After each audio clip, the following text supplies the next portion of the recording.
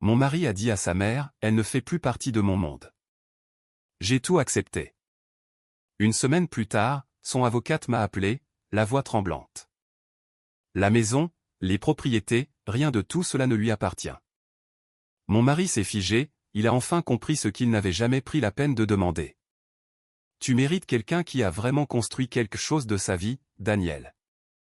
Pas quelqu'un qui réarrange des meubles pour vivre. La mère de mon mari l'a dit assez fort pour que tout le restaurant l'entende. Mon mari n'a rien dit. Il a juste rempli son verre de vin et a regardé son téléphone. C'était 6 mois avant que son avocat ne m'appelle. Sa voix, dépouillée de toute confiance, répétait avec laquelle elle était entrée dans notre maison. Madame Callaway, a-t-elle dit avec précaution, nous devons parler des documents de propriété. Mon mari venait de sortir de la douche. J'arrosais les plantes sur la véranda arrière, celles que j'avais choisies pour leur système racinaire, profond et silencieux, impossible à déraciner sans détruire complètement le pot. Prenez votre temps, lui ai-je dit. J'ai toute la matinée. Je devrais commencer par le début, parce que le début est important.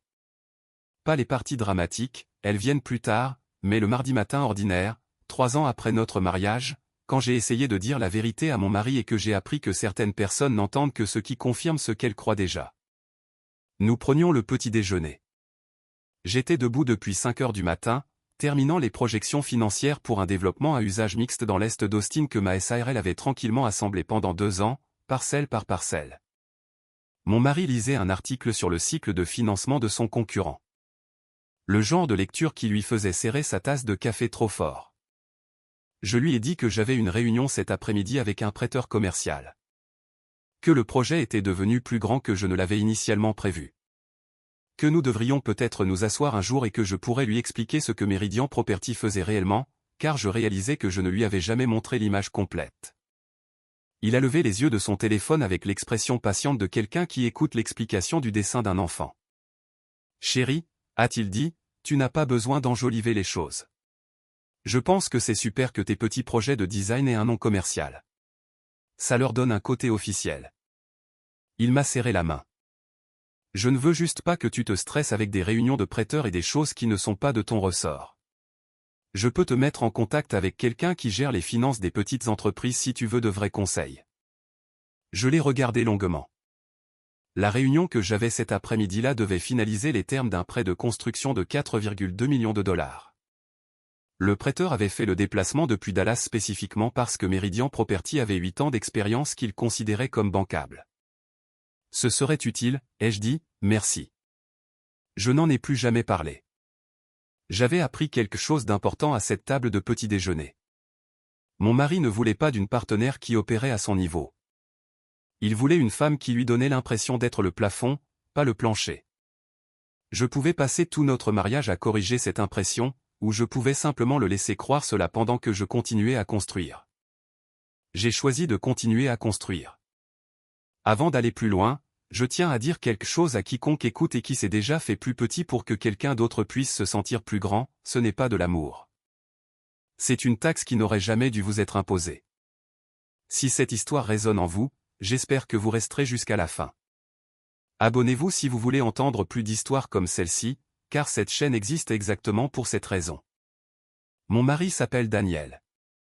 Il a cofondé une entreprise de logiciels qui avait cherché une série B pendant 18 mois avant de finalement la conclure. Le matin où le virement a été effectué, il s'est tenu dans notre cuisine, en chaussettes, et a sincèrement pleuré. Je l'ai tenu et je le pensais. Quoi qu'il y ait de brisé entre nous, je le voulais pour lui. Je savais combien cela lui avait coûté. Les années de stress salarial, les rejets d'investisseurs et les nuits où la peur habitait juste derrière ses yeux. Ce que je n'avais pas anticipé, c'est ce que l'argent lui a fait. Ce n'était pas immédiat. C'est arrivé insidieusement, comme le froid dans une vieille maison. On ne le remarque pas avant de réaliser qu'on frissonne depuis longtemps. Les nouveaux amis sont arrivés en premier. Des gens d'une catégorie fiscale différente qui avaient toujours existé dans sa vision périphérique et qui sont maintenant devenus nets. Des voyages de week-end à Napa. Une adhésion à un club dont je n'avais jamais entendu parler. Des conversations lors de dîners où il décrivait notre vie ensemble d'une manière qui m'incluait techniquement, mais m'effaçait en quelque sorte. La femme de Daniel fait de la décoration intérieure, a dit quelqu'un un jour avec l'intérêt modéré que l'on porterait à un hobby modérément inhabituel. Quelque chose comme ça, a dit mon mari, et il a fait avancer la conversation. Sa mère avait toujours été l'arête la plus vive du problème. Margaret Callaway était une femme qui mesurait la valeur des autres comme un bijoutier examine les pierres, cherchant d'abord les défauts, puis la valeur. Elle s'était montrée poliment sceptique à mon égard depuis le début. Après la série B, elle a abandonné la politesse. Le dîner au restaurant que j'ai mentionné au début était son idée. Une célébration, avait-elle dit, pour toute la famille. Ce que c'est devenu, c'était une performance de 90 minutes suggérant, de diverses manières élégamment formulées, que Daniel avait dépassé sa situation actuelle. Elle a parlé d'une femme nommée Priya, la fille d'une de ses amies qui venait de devenir associée dans une société de conseil. Elle a parlé de Marcus, l'ami de Daniel, qui avait récemment épousé une capital risqueur. Elle a parlé d'optique, d'écosystème et du type de partenaire qui accélère plutôt que d'ancrer. Elle n'a pas prononcé mon nom une seule fois. Mon mari a mangé son steak et l'a laissé parler. Il avait appris cela au fil des années, laissant sa mère mener l'argumentation, afin que ses mains restent propres. Quand nous sommes rentrés à la maison ce soir-là, il s'est servi un verre et s'est tenu à la fenêtre de la cuisine. Et j'ai regardé son reflet et j'ai compris que quelle que soit la décision vers laquelle il se dirigeait, il l'avait presque prise. Je ne l'ai pas confronté. J'étais marié à cet homme depuis 6 ans. Je connaissais l'architecture de son évitement. La confrontation ne ferait que l'éloigner davantage, plus de secrets, moins d'informations. Alors j'ai fait ce que je fais avec chaque structure complexe que je rencontre, j'ai observé les éléments porteurs et j'ai planifié en conséquence. Le premier signe que quelque chose de formel était en mouvement est apparu un mercredi. Je travaillais depuis notre bureau à domicile lorsque je l'ai entendu au téléphone dans le jardin. La porte était presque, mais pas tout à fait, fermée. Sa voix avait cette platitude particulière qu'il utilise lorsqu'il essaie d'avoir l'air désinvolte à propos de quelque chose qui compte énormément pour lui. Je dois juste savoir à quoi ressemble le processus, a-t-il dit, la chronologie, la documentation, ce que je dois préparer. Il ne parlait pas de son entreprise. Je n'ai pas bougé de mon bureau. J'ai affiché les documents d'exploitation de Meridian Property LLC sur mon deuxième écran et j'ai recoupé la liste des propriétés, 7 propriétés commerciales au centre du Texas, 3 propriétés résidentielles d'investissement, 2 parcelles en développement. Et j'ai pensé à ce que mon mari savait et ne savait pas de ce dans quoi il vivait depuis 6 ans. Meridian Property avait acheté notre maison 3 ans avant notre mariage. Elle était enregistrée dans nos titres de propriété sous le nom de la SARL, qui était sous mon nom de jeune fille, déposé dans le comté de Travis. Mon mari n'avait jamais demandé quel nom figurait sur l'acte. Il avait emménagé dans une belle maison, adorait les finitions, se plaignait parfois de l'association de propriétaires, et supposait que « notre » signifiait « son », comme les maris le font parfois. Il ne figurait sur aucun document de propriété, ni pour la maison, ni pour les propriétés d'investissement, ni pour les parcelles en développement ou les baux commerciaux. Il était un résident autorisé et un utilisateur autorisé sur 2 comptes joints que j'avais ouverts pour les dépenses du ménage, et il n'avait jamais demandé ce qui se cachait sous cette structure parce qu'il ne lui était jamais venu à l'esprit de se poser la question. J'étais sa femme qui faisait des choses de décoration intérieure. Pourquoi y aurait-il quelque chose à regarder? Le deuxième signe est apparu 2 semaines plus tard, lorsque j'ai remarqué un nouveau contact dans son téléphone. Il l'avait laissé sur le comptoir de la cuisine pendant qu'il allait chercher quelque chose dans le garage, et l'écran s'est allumé avec un message. Document solide. Allons-y. Le nom du contact était R. Ashford, avocat. J'ai photographié l'écran et l'ai envoyé à mon propre téléphone. Puis j'ai remis son téléphone exactement là où il l'avait laissé. Ce soir-là, j'ai appelé ma colocataire de collège, Denise, qui avait passé les 15 dernières années à devenir l'une des meilleures avocates en droit de la famille de l'État du Texas. Je lui ai dit que j'avais besoin d'être une cliente, pas une amie. Elle a ri et a dit que ce n'était pas mutuellement exclusif. Nous nous sommes rencontrés à son bureau un jeudi matin. J'ai tout exposé, la structure de la SARL, les avoirs immobiliers, le fait que mon mari croyait être le principal moteur financier de notre foyer alors qu'en réalité, Meridian Property générait plus annuellement que son salaire d'avant la série B depuis 4 années consécutives. Je lui ai montré les accords d'exploitation, les titres de propriété, les documents de constitution datant de 8 ans. Denise a tout lu avec l'attention tranquille qui l'avait rendue chère et précieuse. Vous savez ce qui est intéressant, a-t-elle dit, posant la dernière page, il a construit son dossier sur une base qui n'existe dans aucun dépôt judiciaire de cet État. Je sais qu'il peut documenter la disparité de revenus autant qu'il veut. Les tribunaux du Texas se soucient des biens matrimoniaux. Si ces propriétés sont antérieures à votre mariage et ont été détenues en permanence dans une SARL dans laquelle il n'a aucun intérêt de membre, il n'en a aucun. Alors il dépose un divorce basé sur une histoire qu'il a inventée sur votre vie financière. Elle s'est penchée en arrière. Mon conseil, laissez-le construire l'histoire. Plus il ira loin avec elle, plus la correction sera complète. Je n'ai pas dit à mon mari que j'avais consulté un avocat. Je suis rentré à la maison, j'ai préparé le dîner et je lui ai demandé comment s'était passée sa journée. Je l'ai écouté parler des projets d'expansion de son entreprise. Il était animé et enthousiaste, et je me suis souvenu pourquoi je l'avais aimé. La version de lui qui existait avant que le succès ne lui apprenne à trier les gens par catégorie. Les semaines qui ont suivi ont été une performance soignée de ma part. J'ai maintenu chaque routine. J'ai approuvé des échantillons de peinture pour la rénovation d'une maison au bord de la rivière pour un client. J'ai assisté à une inspection de propriété commerciale à Round Rock. J'ai préparé son café exactement comme il l'aimait. Torréfaction foncée, 2 sucres, un soupçon de lait entier, et je le posais sur le comptoir chaque matin, le regardant le prendre sans me regarder. Il construisait quelque chose pendant ces semaines. Je pouvais le sentir comme on sent un changement de temps avant que le ciel ne le montre. Il a commencé à organiser des papiers. Il a eu de longs appels téléphoniques depuis la voiture. Il a emmené sa mère dîner 2 fois sans le mentionner avant.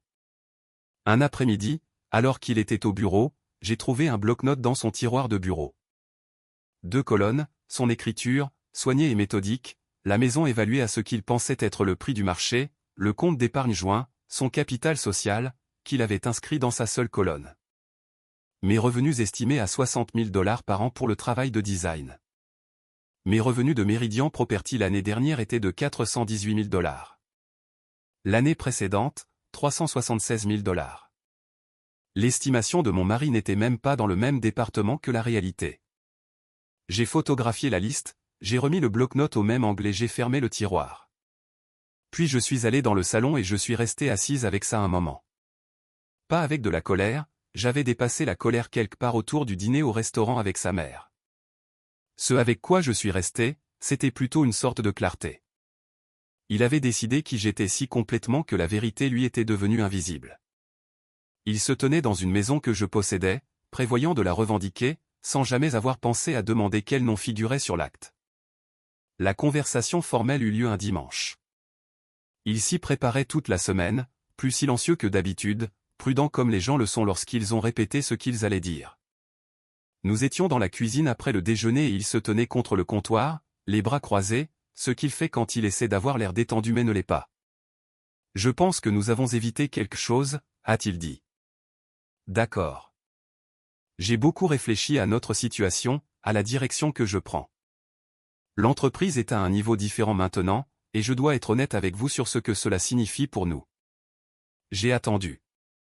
J'ai besoin d'un partenaire qui puisse avancer à la même vitesse que moi, qui comprenne le monde dans lequel j'évolue maintenant. » Il a regardé la fenêtre au lieu de me regarder. « Je ne pense plus que nous soyons compatibles. Non pas que quelque chose ne va pas chez toi, mais j'ai construit quelque chose de réel, et j'ai besoin de quelqu'un à mes côtés qui a aussi construit quelque chose. Qui comprend ce que cela implique. » Il l'a dit comme s'il était gentil, comme s'il m'épargnait une conversation plus longue et plus pénible. « Je t'entends, ai-je dit. J'ai parlé à un avocat juste pour comprendre le processus. Je veux que ce soit juste, équitable. » Il m'a finalement regardé. « Tu seras prise en charge. » Je ne suis pas ce genre de personne. J'ai pensé au bloc-notes dans son bureau. La colonne avec mon nom, $60 000, un chiffre qu'il avait inventé pour expliquer une vie qu'il n'avait jamais pris la peine de comprendre. « J'apprécie ça, ai-je dit. » 3 jours plus tard, son avocate est arrivée à notre maison. Elle s'appelait Rebecca Ashford, posée, professionnelle, le genre de compétence qui s'annonce discrètement. Elle s'est assise à notre table à manger avec un porte-documents en cuir et une expression de fausse sympathie, et j'ai brièvement pensé à une scène similaire que j'avais imaginée se déroulant avec des résultats très différents. Mon mari avait préparé des documents. Bien sûr qu'il l'avait fait. Il avait créé un document récapitulatif, pas tout à fait un PowerPoint, mais suffisamment proche, imprimé sur du papier cartonné épais, décrivant ce qu'il appelait l'architecture financière de notre mariage. Son capital social, son salaire, sa contribution au ménage, mes revenus répertoriés comme revenus supplémentaires de conception, estimés entre 55 000 et 65 000 $ par an. Il avait en fait sous-estimé sa propre estimation du bloc-notes. Rebecca Ashford a présenté la proposition de division avec l'efficacité fluide de quelqu'un qui avait fait cela de nombreuses fois. La maison à lui, étant donné sa contribution financière principale à son entretien. Les comptes joints à lui, moins un modeste paiement de transition pour moi. Mon entreprise de design à moi, telle qu'elle. J'ai lu chaque page de la proposition de règlement avec l'attention que je porte à un contrat de location complexe. J'ai signé chacune d'elles à l'endroit indiqué. Rebecca a paru presque surprise de la simplicité de la chose. Mon mari a semblé soulagé d'une manière qui confirmait qu'il s'était attendu à une dispute. Ils se sont serrés la main à la porte et il l'a raccompagné à sa voiture. Et à travers la fenêtre, je l'ai vu sourire pour la première fois depuis des semaines. Cette nuit-là, il a appelé sa mère. Je l'ai entendu depuis le couloir, sa voix basse et satisfaite. Le ton spécifique de quelqu'un qui rapporte une victoire. Elle a dit quelque chose qui l'a fait rire. Il a dit, plus facile que prévu. Elle n'a même pas résisté. Je suis allé me coucher et j'ai dormi profondément, ce qui m'a surprise. Mais il y a quelque chose de clarifiant à n'avoir plus rien à protéger, sauf la vérité. Et la vérité avait été documentée, classée et enregistrée dans les bureaux de comté appropriés pendant des années. L'appel est arrivé un jeudi matin. J'étais dans le jardin, en train de pincer les roses, une habitude de ma mère qui croyait que retirer ce qui était fini était la seule façon de faire de la place pour ce qui allait venir. Mon téléphone était sur la table du patio et je l'ai entendu sonner, j'ai vu le nom de Rebecca Ashford et j'ai senti quelque chose se déposer dans ma poitrine, comme un bâtiment qui se stabilise lorsque les fondations sont correctement coulées. Je l'ai laissé sonner 2 fois. Puis j'ai répondu, Madame Callaway. Sa voix avait une qualité que je n'y avais jamais entendue auparavant. Contrôlée, mais prudente. Le son de quelqu'un qui gère sa propre réaction en temps réel. Je dois vous parler de la documentation de la propriété. Bien sûr, ai-je dit, et j'ai posé mes sécateurs. La maison, le titre de propriété. Notre recherche de titre a donné des résultats qui nécessitent des éclaircissements. Une pause. La propriété est détenue par Meridian Property LLC. Ce n'est pas le nom de votre mari. Ce n'est pas un bien détenu conjointement. C'est exact. Silence. Madame Callaway. Les documents de constitution de SARL que nous avons trouvés montrent que Meridian Property a été établi en 2016, avant votre mariage. C'est également exact. Un autre silence, plus long. Les propriétés d'investissement, il y a 3 adresses résidentielles dans les registres du comté sous cette SARL. Cette propriété commerciale également, ai-je dit agréablement, et 2 parcelles en cours de développement. Je suis heureuse de vous envoyer le calendrier complet des actifs si cela peut vous aider. Je l'ai entendu expirer. Pas de manière non professionnelle, mais le bruit de quelqu'un dont le très prudent château de cartes vient d'être exposé à un courant d'air. Votre mari n'est répertorié nulle part dans les documents de la SARL. Il n'y est pas. Il a signé l'accord de divorce basé sur des hypothèses qu'il a faites sans vérifier. J'ai dit, j'ai signé ce qu'il m'a donné. Je n'ai rien déformé. Tous les documents que vous examinez maintenant ont été correctement déposés auprès de l'État, enregistrés auprès du comté, divulgués sur des déclarations de revenus que mon mari a signées chaque année. Le revenu de la SARL apparaît chaque année à l'annexe E. Sa signature figure sur cette année de déclaration. La pause cette fois-ci avait une qualité différente. La qualité de quelqu'un qui recalcule quelque chose qu'il croyait réglé. Je devrais contacter mon client, a-t-elle dit. Bien sûr, ai-je dit, prenez votre temps. Les roses ont besoin d'un peu plus d'attention. Je sais ce que cela signifie. Je veux être honnête. Une partie de moi avait répété cette phrase, mais seulement une petite partie. La plupart du temps, j'avais juste sincèrement besoin de finir les roses. J'ai entendu mon mari rentrer 40 minutes plus tard. J'ai entendu sa voiture dans l'allée, puis la porte, puis un long silence qui signifiait qu'il lisait quelque chose, ou qu'il regardait quelque chose, ou qu'il était assis avec le silence spécifique de quelqu'un dont l'histoire vient d'être révisée sans sa permission. Il m'a trouvé dans la cuisine en train de préparer le déjeuner. Il s'est tenu dans l'embrasure de la porte et il avait l'air diminué, je crois que c'est le mot. Pas comme une personne qui perd quelque chose. Comme une personne qui découvre qu'elle ne l'a jamais eu. La maison, a-t-il dit, a toujours été détenue par Meridian Property. J'ai dit, j'ai créé la SARL 2 ans avant notre rencontre. L'investissement aussi, Meridian, même structure. Il s'est appuyé contre le chambranle de la porte. Il tenait toujours son téléphone. Le numéro de Rebecca Ashford probablement chaud sur l'écran. Tu ne m'as jamais dit. Je me suis détourné de la cuisinière et l'ai regardé directement. 3 ans après notre mariage, je me suis assise en face de toi à cette table et je t'ai dit que j'avais un rendez-vous avec un prêteur commercial. Je t'ai dit que Meridian avait pris de l'ampleur plus que je ne l'avais prévu. Je t'ai proposé de te montrer l'ensemble du tableau. J'ai pris un torchon et l'ai reposé. Tu m'as dit que tu me mettrais en contact avec quelqu'un qui gère les finances des petites entreprises, quelqu'un qui pourrait me donner de vrais conseils. Il a ouvert la bouche. Je ne suis pas en colère, ai-je dit, et je le pensais. Mais tu as décidé qui j'étais avant même de regarder ce que j'avais construit. Ce n'est pas quelque chose que je t'ai fait. C'est un choix que tu as fait chaque matin pendant 6 ans. Sa mère a appelé 20 minutes plus tard. J'étais encore dans la cuisine. Il s'était retiré dans son bureau et j'entendais sa voix traverser la porte avant qu'il ne pense à la baisser, ce ton aigu particulier d'une femme qui a découvert que la situation dont elle était si sûre avait des contours qu'elle n'avait pas prévus. Je l'ai entendu dire, je sais, maman, 4 fois en 2 minutes. Je l'ai entendu dire, il doit y avoir quelque chose, 2 fois. J'ai entendu le silence après cela, ce qui m'a dit qu'il en était arrivé à la partie où Rebecca Ashford avait expliqué que les documents enregistrés publiquement, déposés auprès des agences d'État compétentes et approuvés annuellement par les 2 parties dans les déclarations de revenus conjointes, ne constituent en fait pas une forme de tromperie. Ils sont en fait l'inverse de la tromperie. Ils sont la forme de vérité la plus visible. Mon avocate, Denise, avait une lettre prête en fin de journée. En tant que seul membre de Meridian Property LLC, j'exerçais mon droit de résilier l'arrangement résidentiel mensuel, avec un préavis de 30 jours, comme requis. La maison n'avait jamais été un bien matrimonial. Le divorce qu'il avait déposé le rendait un invité sans contrat de location. La lettre était professionnelle et spécifique et incluait les numéros de statut pertinents en bas de page parce que Denise ne fait rien à moitié. Je l'ai glissé sous la porte de son bureau parce que je n'avais plus d'appétit pour les conversations en face à face ce jour-là. Il a trouvé d'autres avocats. Je le sais parce que Denise en a entendu parler. C'est ainsi que les avocats entendent les choses, à travers les réseaux professionnels, les collègues partagés et l'écosystème particulier du droit de la famille dans une ville de la taille d'Austin. Le premier a examiné la documentation et a refusé de prendre l'affaire. Le deuxième lui a dit que les signatures sur les déclarations de revenus contenant des divulgations de SARL constituaient une reconnaissance légale, que le signataire ait lu les documents ou non.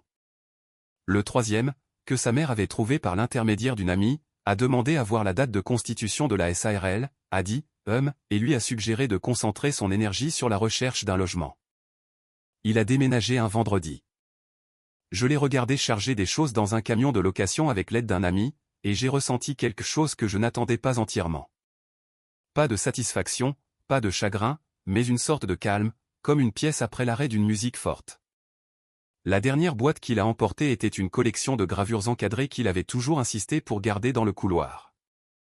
Générique, cher, choisi pour donner l'impression de bon goût sans en exprimer aucun. Les murs qu'ils ont laissés derrière eux montraient des rectangles propres là où ils avaient été accrochés. Et je me suis tenu dans le couloir, songeant à ce que j'y mettrais à la place. J'ai d'abord peint le salon. Terre cuite chaude, rien de neutre. Puis la cuisine, un vert sauge profond que la lumière de l'après-midi transforme presque en or. J'avais vécu dans cette maison pendant 6 ans. Regardant les couleurs préférées de mon mari, des gris froids, des bleus ardoises, la palette d'une personne déterminée à être prise au sérieux, et j'avais gardé mes opinions à ce sujet pour moi, car cela ne semblait pas valoir la conversation. Cela valait profondément la conversation. Je n'aurais dû la mener qu'avec moi-même depuis le début. Le changement professionnel s'est produit plus vite que prévu. La nouvelle circule dans les réseaux de manière impossible à retracer et impossible à arrêter. Et apparemment, ce qui a circulé dans la communauté des affaires d'Austin était quelque chose comme « Cette femme qui était discrètement mariée au fondateur de la technologie est en fait la personne derrière Meridian Property ». Mon téléphone a sonné un mardi avec un numéro que je reconnaissais comme celui d'un promoteur commercial que j'essayais de rencontrer depuis 2 ans. Il avait entendu parler d'une restructuration particulière que j'avais gérée pour un groupe de détaillants l'automne précédent. Il avait un projet à usage mixte qui nécessitait un type d'architecture financière différent. Pourrions-nous nous rencontrer? Nous nous sommes rencontrés. Puis nous nous sommes rencontrés à nouveau. J'ai fait venir une associée nommée Carla qui travaillait dans une société de titres et était considérablement sous-exploitée. Puis un jeune analyste nommé Ben qui comprenait la structure fiscale comme certaines personnes comprennent la musique, intuitivement, complètement, comme si cela avait toujours été inné pour lui. Meridian Property a quitté mon bureau à domicile pour s'installer dans de vrais bureaux au 14e étage d'un immeuble du centre-ville. Non pas parce que c'était nécessaire, mais parce qu'il était temps d'arrêter d'opérer discrètement. J'ai entendu parler de mon ex-mari, comme on entend parler du temps dans une ville où l'on a vécu, parfois indirectement, sans que l'information n'ait l'importance qu'elle avait autrefois. Quelqu'un a mentionné qu'il avait orienté sa start-up vers un marché différent après que les investisseurs de la série B soient devenus impatients face au premier retour. Quelqu'un d'autre a mentionné que sa mère disait aux gens qu'il faisait une pause stratégique de la scène d'Austin pendant qu'il réévaluait. Ce que je sais directement, c'est qu'il m'a appelé une fois environ 4 mois après son départ. J'ai failli ne pas répondre. Quand je l'ai fait, il est resté silencieux un long moment avant de parler. J'essayais de trouver quoi dire, a-t-il dit. C'est bon, lui ai-je dit. Tu n'as rien à dire. Je n'avais pas compris ce que tu avais construit. Je sais. Je n'ai jamais demandé. J'ai essayé de te le dire, ai-je dit sans animosité. Tu as entendu quelque chose de plus petit que ce que j'ai dit et tu as continué avec ça. Les gens font ça. Un autre silence. Je pensais que c'était moi l'ambitieux, a-t-il finalement dit. J'ai repensé au matin à 5 heures, aux inspections de propriété sous la pluie, aux feuilles de calcul que j'avais faites et refaites jusqu'à ce que les chiffres justifient ce que mon instinct savait déjà.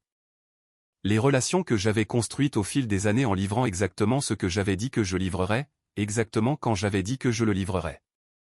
Tu étais ambitieux, ai-je dit. Moi aussi. Nous l'avons juste dirigé dans des directions différentes. Il n'a rien dit à cela. Prends soin de toi, lui ai-je dit. Et je le pensais. Et j'ai raccroché et je suis retourné à la proposition sur mon bureau, qui devait être livrée à un client à Phoenix le matin et qui représentait le plus gros contrat que Meridian Property ait jamais conclu. Il y a une chose que je croyais autrefois à propos du silence, qu'il signifiait la sécurité, que se rendre invisible était une forme de protection. J'ai passé 6 ans à prouver cette théorie fausse de la manière la plus complète possible. L'invisibilité n'est pas une protection. C'est juste une autre façon d'être sous-estimé. Le meilleur pouvoir, je le comprends maintenant, n'est pas celui que l'on annonce, mais ce n'est pas non plus celui que l'on cache. C'est le genre que l'on construit si soigneusement, si précisément, si ancré dans la réalité documentée que, lorsque le moment de la vérité arrive, il n'a pas besoin de crier. Il a juste besoin d'être découvert.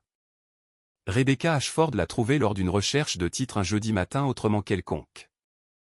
Et j'étais dans le jardin avec mes sécateurs, faisant de la place pour ceux qui allaient venir. Si cette histoire vous a touché, si vous avez déjà été mis de côté par quelqu'un qui n'a jamais pris la peine de compter, cliquez sur le bouton j'aime et partagez-la avec quelqu'un qui a besoin de l'entendre. Dites-moi dans les commentaires quel a été le moment où vous avez cessé de vous expliquer et avez simplement commencé à construire. Je lis chacun d'eux. Abonnez-vous aux liens anonymes. De nouvelles histoires chaque semaine. Je vous verrai dans le prochain.